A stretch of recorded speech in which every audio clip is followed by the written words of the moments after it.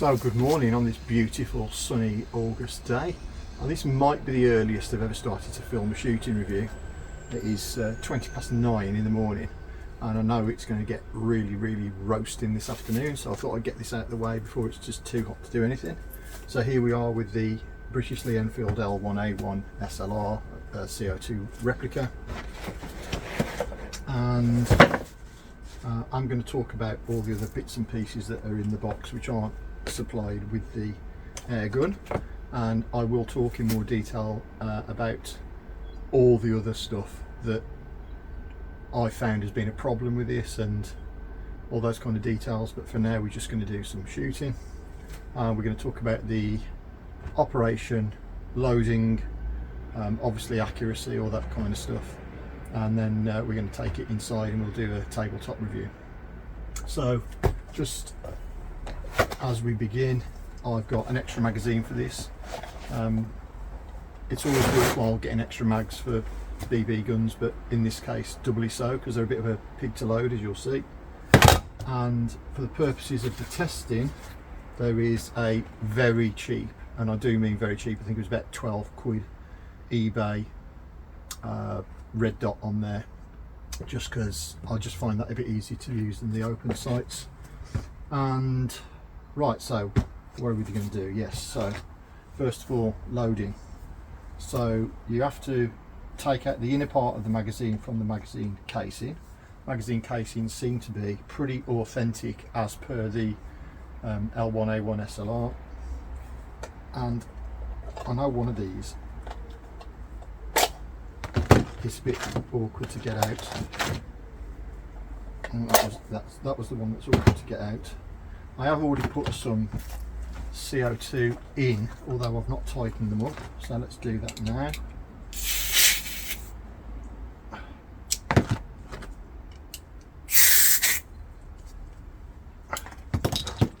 Okay, and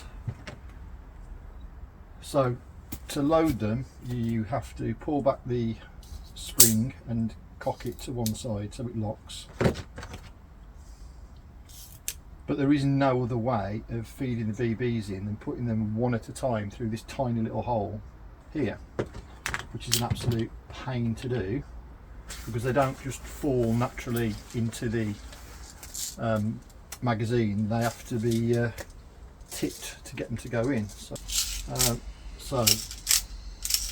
what I have to do is put a few in my hand, and I found that you can do 2 at a time.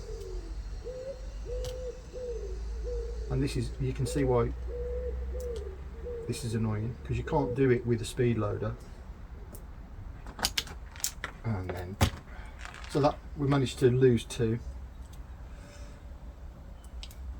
So 1 at a time, and then every time you put one in, tilt it. Oh, there's another one on the floor. So if you look at the floor in my little shooting area, you'll see that it's littered with BBs, that most of which I've dropped loading this particular air gun.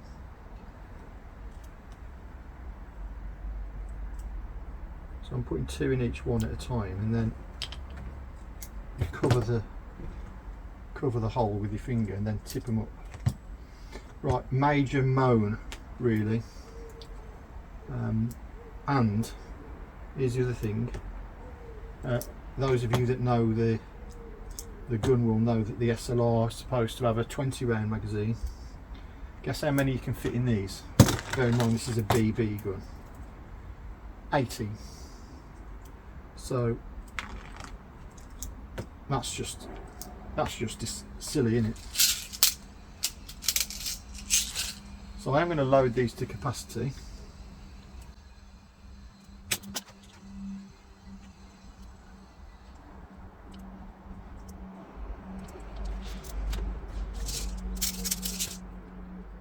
There's another one, and another one.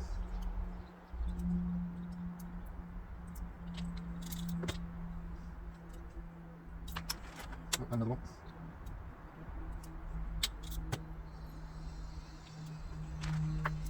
Now, how have we got 1, 2, 3, 4, 6, 7, 8, 9, 10, 11, 12, 14. So or go into.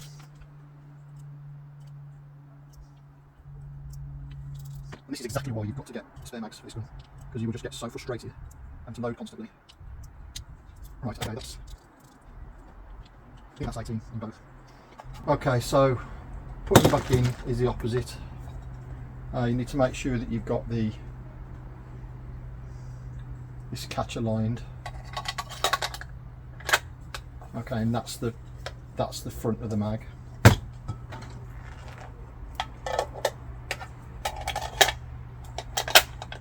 Okay, so they're low. Oh, right. You'll also do this. Okay, and this will frustrate the hell out of you as well.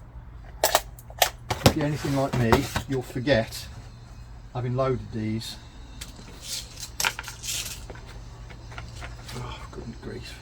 To release these springs. Okay, so I'm pretty sure I've dropped more BBs. So yeah. I'm going to say that that's a me problem, but it's just such a pain to load these. It's such a time-consuming process that you forget. Right. Okay.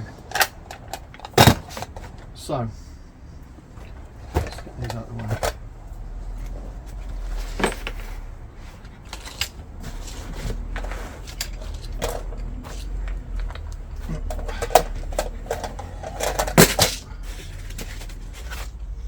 Big old heavy thing, this.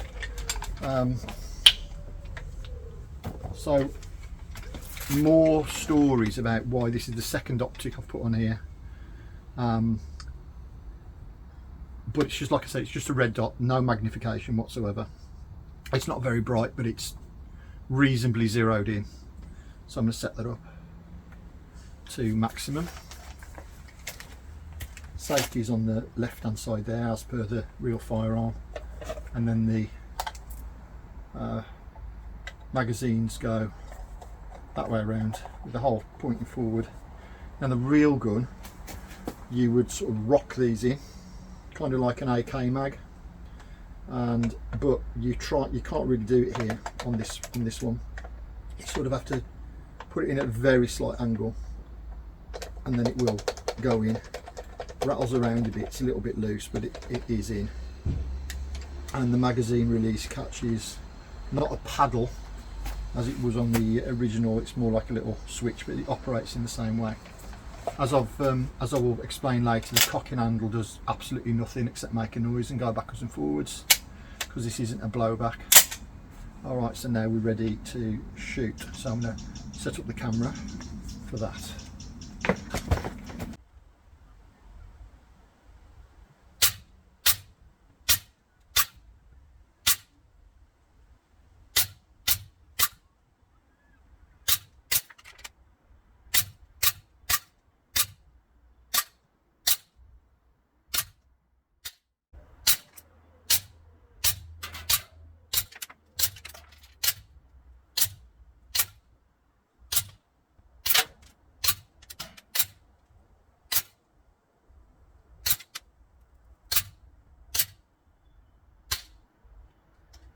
So I was freehand there.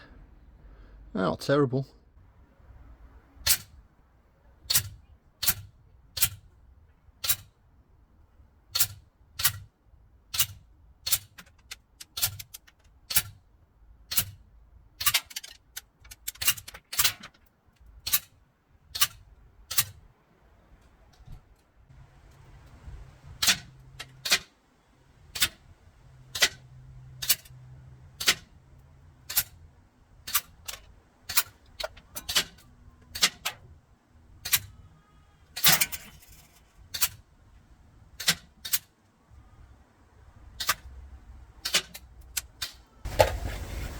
I think I missed with most of those.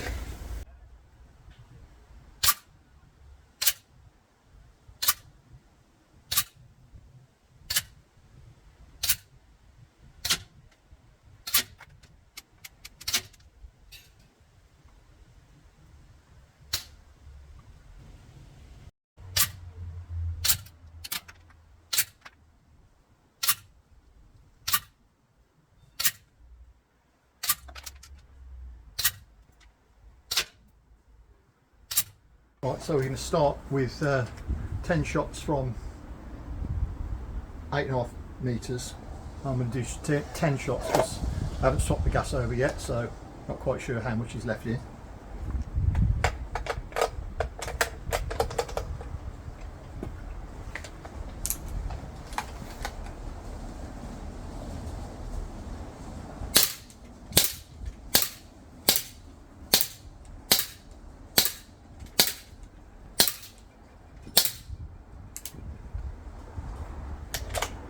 And then we're going to do 10 shots from 10.5 metres.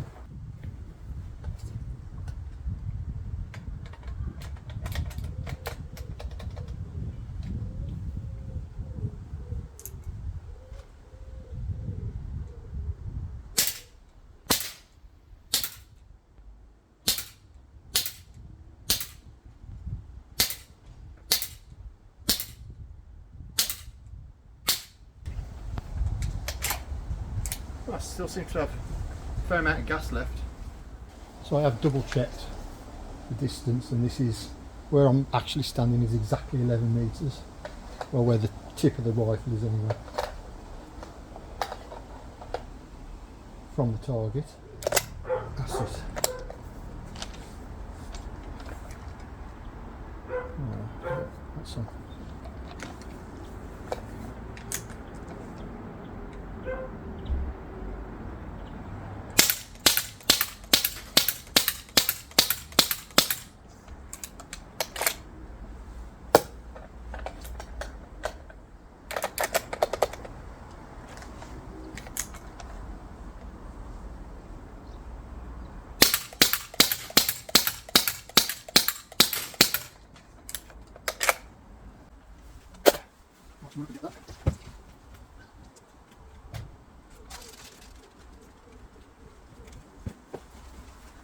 There we go. I think they were all on target as well. So what I thought I'd do is try and do a drone shot of me shooting. This is probably not going to go brilliantly, but it just mixes things up and makes it look a bit more interesting.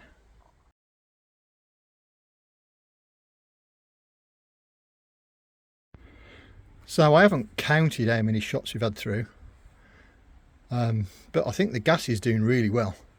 Just going to put another 10 in each and then do a bit more filming before we start the tabletop review.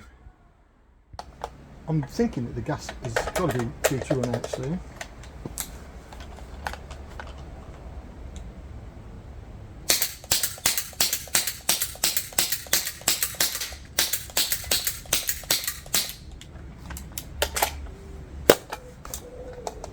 No, still going.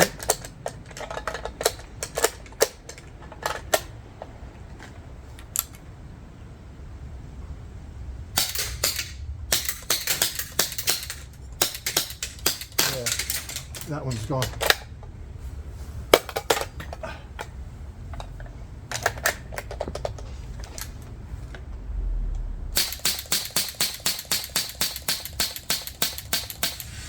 Yeah, they're at the end of their life. That wasn't bad really. When you finish watching this video and you hear me talk about all the moans I've got about this gun, the actual shooting element of it, with the exception of reloading the BBs, is actually pretty fun. And tune in for the tabletop review where I'll give you my final opinion of this L1A1 SLR.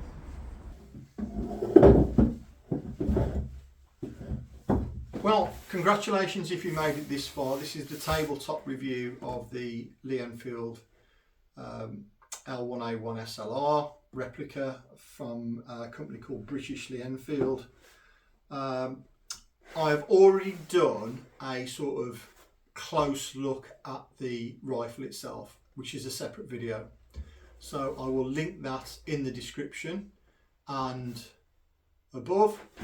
What I would like to do today really is talk about my experience with this, having owned it now for several months. I've had it on pre-order. It was on pre-order for absolutely ages. Came in. I was really excited about it because I used to own a L1A1 SLR many years ago, back before the full-bore semi-auto shooting ban. I'd also learned to shoot one of these in Air Cadets, and had hundreds, possibly thousands of rounds through one. So I was very familiar with the platform, and also, you know, a certain degree of nostalgia. Let's just get the negative stuff out of the way first. British Enfield is a registered company which hasn't got any association with what most people think of as Lee Enfield. The Lee Enfield number 4303 rifle, which is also available in BB, was done by this particular company, but there is no link between the company that makes that made the Enfield rifle and the company that also made this rifle. And I have got a bit of an objection to them calling it the L1A1 SLR, and that is primarily because this is not an accurate replica of the L1A1 SLR. In fact, I've done a fair bit of research into this, and the closest I can come up with is that this replica is an FN SA58 from there backwards, and this fore part is pretty good as a replica of an L1A1 SLR. So it's got the L1A1 SLR flash hider, it's got the L1A1 foregrip, but everything from there backwards is SA58, including this upper receiver cover, which is totally different from the L1A1 SLR. That was just basically a dust cover, didn't have any rail for a scope. In fact, if you wanted to fit a scope till the L1A1 SLR, you actually had to have a specific dust cover that was, I think, designed for the SUSAT scope. The rear sight, I don't think had a post like guard round it. It was a post sight which did flip up and down. The stock was different as well. The stock had sort of like a hump in it, which is not present on this one. So that is my big sort of I'm a bit annoyed about, because it's not really an authentic replica of the SLR. You could be forgiven though at a distance for thinking, yes, I recognise that. Ex-squaddy mate of mine has had a look at this, and no, I think he kind of quite liked it. What else don't I like about this? I really don't like the fact that this is not blowback, and in no sensible sense is it feels strippable. So for me, that kind of loses a lot of the interest that I have in BB replicas, because I do like the idea that they're strippable, especially the pistols. And if you look at something like the Crosman SBR, which I've also reviewed, link in the description, that's fully field strippable, and that runs and operates just like a real sort of M4 AR-15 platform would do, including being able to take out the bolt and the cocking handle, and you know, all that kind of malarkey. Now, what can you do in this? You can remove the gas adjuster. It serves no function other than you can take it off. It's got a bayonet lug on, and I did look around for ages to see if I could find like a rubber bayonet for it, but I couldn't find any that were reasonably priced. The cocking handle is wrong for the SLR, because those of you that know that particular gun will know that it was like a little paddle that you used to have to flip up, and as you let it go it would flap forward again. The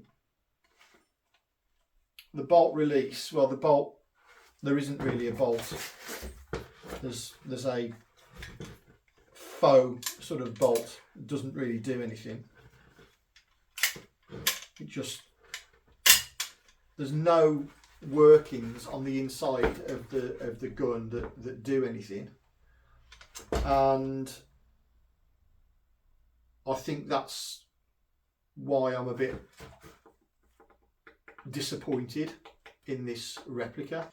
Now, I think that this air gun is a mashup of parts from something that was already on the market, and what they've basically done is just put a new front end on it and called it the SLR. What have I done to it? Well, I have stuck this very, very cheap red dot on it. I got an authentic strap which I bought on eBay. I bought an authentic SLR cleaning kit, which has got all the little bits of 4x2 and all sorts, and a pull through and all sorts of other bits. Serves utterly no function with the with this as a replica, but there's a little bit of foam that's just exactly the right cutout for that to go in, so it's almost serendipity. And I bought another magazine, and I bought another magazine primarily because I thought there was something wrong with the other one when I first had it. And my mate Simon, who's the ex-squaddy I talked about, has 3D printed me some 7.62 fake ammo, although I do think this might be 7.62 by 39, which is like AK ammo because the cartridges are shorter. But I'm not going to fuss too much about that because it was doing me a favour. Just for a little bit of interest in the box. So what do you get in the box? You get this little manual. You get, and you like a paper target. I just use these 14cm ones that I bought from Amazon. There's a little adjuster tool for the foresight, which you can adjust for windage, which I don't need because I've got the red dot on. So why did it take me so long to come out with this review, and why was this review going to be mixed?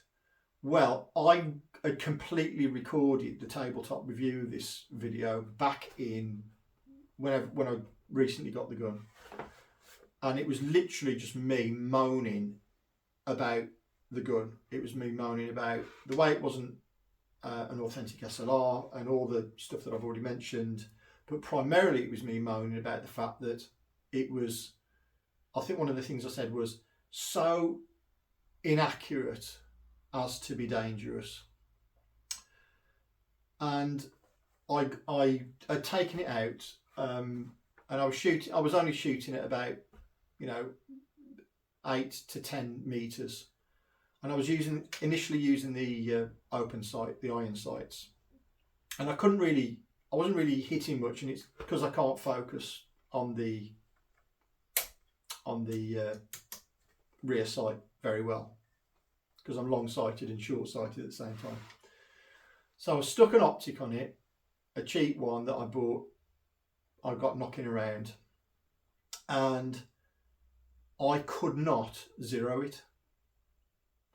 Where the BBs were going bore absolutely no relation to where the crosshairs were on this scope, and like I say, I was only shooting at like 8-10 meters, and I went through about 2 or 3 CO2s trying to get this done, and this has got quite good CO2 life. I could not get this thing zeros right, and I just thought it must be like a rubbish optic. So I took the EOTech red dot off my Crosman SBR, which I know works.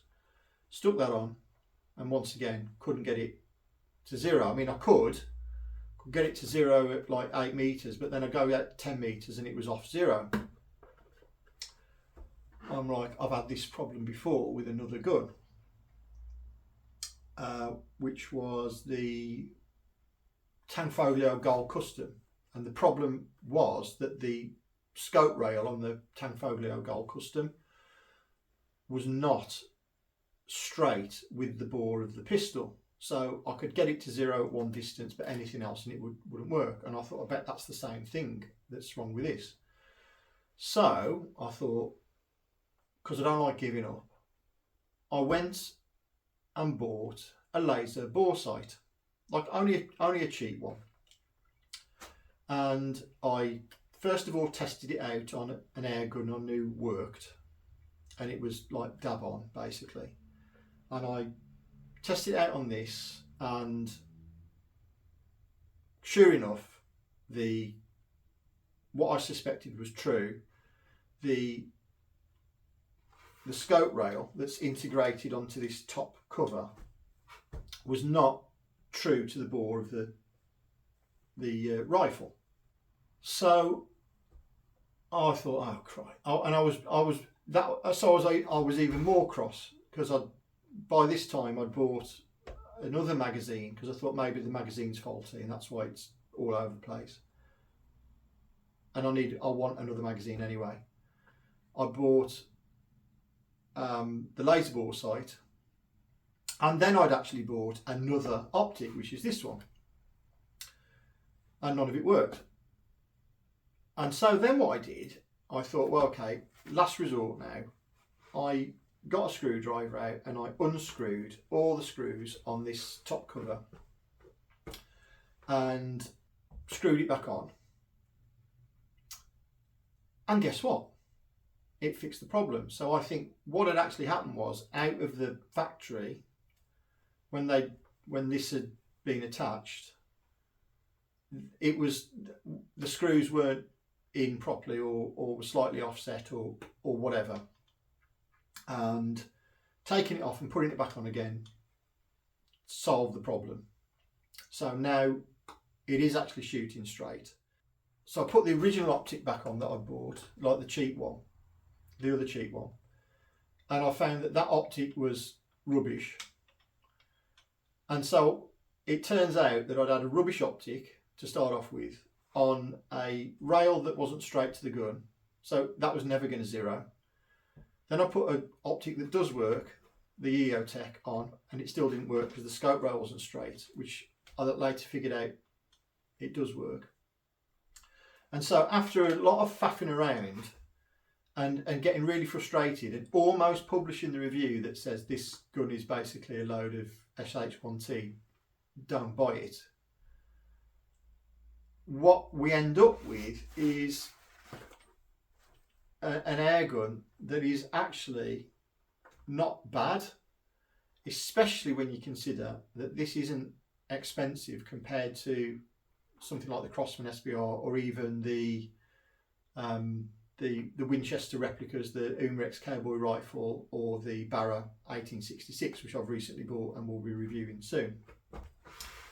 So with all that sort of waffly out of the way, what do we actually think of this as a replica air gun? One, you have to forgive it's not a true replica of the L1A1 SLR, and if you can get that out of your head, then you're halfway there. It is heavyweight and it feels pretty good quality throughout, although I do have a couple of minor gripes. One is obviously that on my one this rail wasn't straight, wasn't fitted correctly when it was at the factory. Two, this hand grip just feels like, compared to the plastics on the rest of it, like the stock, the foregrip, I mean, that almost feels like it's come off a proper SLR, that does.